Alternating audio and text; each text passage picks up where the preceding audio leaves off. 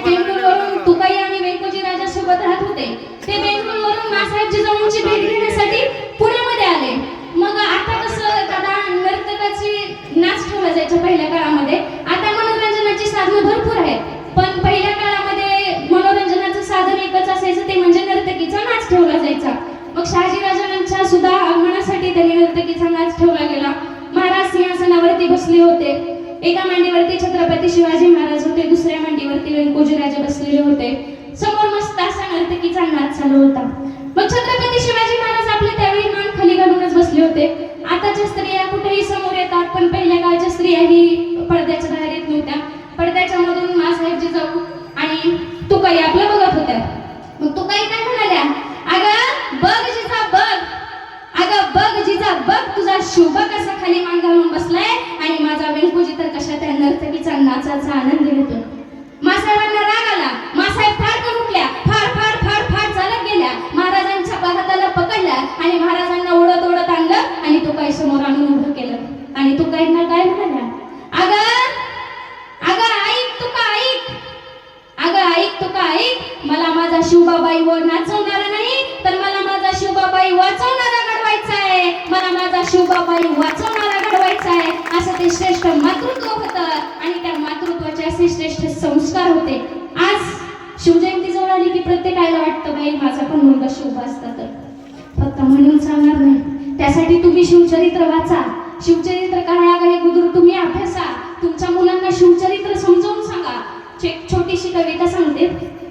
आई म्हणते बाळा शिवबा व्हायचं असतं, आई म्हणते बाळा शिवबा व्हायचं असतं, आणि सहलीला जाताना मधल्या शिटावरती बसायचं असतं. गाडी पाठीमागून ठोकली काय, गाडी पुढून ठोकली काय, आपण मात्र मध्यभागी निवांत बसायचं असतं. आणि आई म्हणते की बाळा शिवबा व्हायचं असतं. आई म्हणते की बाळा शिवबा व्हायचं असतं, हॉस्टेलवरती खिशातलं शंकरपाळं काढून एकट्यानंच खायचं असतं. आणि आई म्हणते की बाळा शिवबा व्हायचं असतं. आई म्हणते की बाळा शिवबा व्हायचं असतं, कोणाच्या एक्क्यातनं कोणाच्या दोन्यात पडायचं नसतं. आणि आई म्हणते की बाळा शिवबा व्हायचं असतं. कसं होतील रे शिवबा, कसे जन्माला येतील शिवबा. अरे ते उंची नका मोजू, ते आकाशाच्याही पुढे होते. अरे तो वेग नका मोजू, ते वादळाच्याही पुढे होते. हे जग चालले ज्या काळाच्या मागे मागे, अरे हे जग चालले ज्या काळाच्या मागे मागे, माझे शिवबा राजे त्या काळाच्याही पुढे होते. माझे शिवबा राजे त्या काळाच्याही पुढे होते. असा शिवबा पुन्हा होणे. खरं तर गरज आहे ती म्हणजे आज मातृत्वाच्या संस्काराची. खरंच प्रत्येक महिलेनं जिजाऊ चरित्र वाचलंच पाहिजे. प्रत्येक महिला ही जिजाऊ घडलीच पाहिजे. आज खरंच गरज आहे काळाला ती म्हणजे छत्रपती शिवाजी महाराज जन्माला येण्याची. मग छत्रपती शिवाजी महाराजांचा पराक्रम या महाराष्ट्राच्या मातीने कसा लिहिला गेला. छत्रपती शिवाजी महाराजांच्या पराक्रमाचा इतिहास या महाराष्ट्राच्या मातीनं शाहिरांच्या डफांनी, घोड्यांच्या टापांनी, तलवारीच्या खळखळाटांनी, ढगाच्या गडगडाटांनी आणि या डोंगरांच्या हिरव्या पिवळ्या शालींनी आणि या सह्याद्रीच्या कड्या कपारांनी या महाराष्ट्राचा इतिहास लिहिला गेला.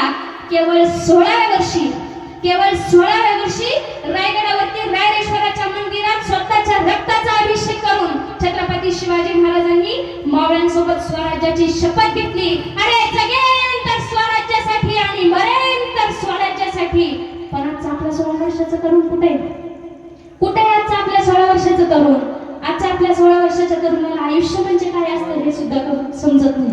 एक तरुणी मला दिसली, मला पाहून गालात हसली. एक तरुणी मला दिसली, मला पाहून गालात हसली. तिनं पाहिलं माझ्याकडे, मी पाहिलं तिच्याकडे. नजरेला मिळाली नजर, घायाळ झाला माझा जिगर. असं आता बरेच दिवस होत होतं. तिच्यातलं आणि माझ्यातलं अंतर कमी होत होतं. ती पहिल्यांदा दिसली जिथे आजही मी गेलो तिथे. पाहिलं तर तिचा प्रणय रंगला होता. मुलगा जरा ओळखीचाच होता. तो नेहमी माझ्या पाठीमागे असायचा. तो त्याला आणि ती त्याला इशारे करत असायची. तसा अपेक्षेचा भंग झाला, गुलाबी रंगाचा काळा रंग झाला. आजचा आमचा 16 वर्षाचा तरुण इथं कुठेतरी प्रेमाच्या नावाखाली अडकला जातोय. कुठेतरी आमच्या तरुणाची आज होणारी प्रगती थांबते. दादांनो, इथं उपस्थित असणाऱ्या सगळ्या दादांना तुमची एक लहान बहीण किंवा मोठी बहीण म्हणून सांगते, आयुष्यात व्यसन तर करूच नका.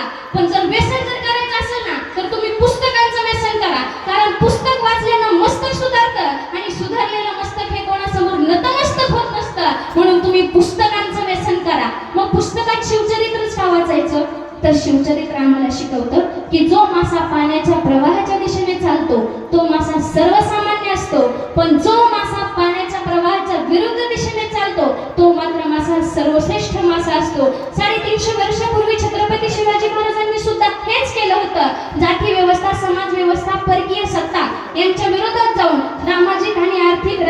परिस्थिती सुधारण्याचं काम त्या ठिकाणी त्यांनी केलं होतं.